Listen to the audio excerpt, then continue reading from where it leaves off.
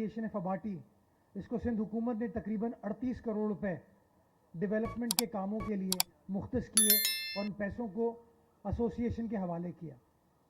नतीजा ये हुआ कि आज 2 साल बाद जब आप आते हैं फबाटी तो आपको सेवरेज का मसला नज़र नहीं आता,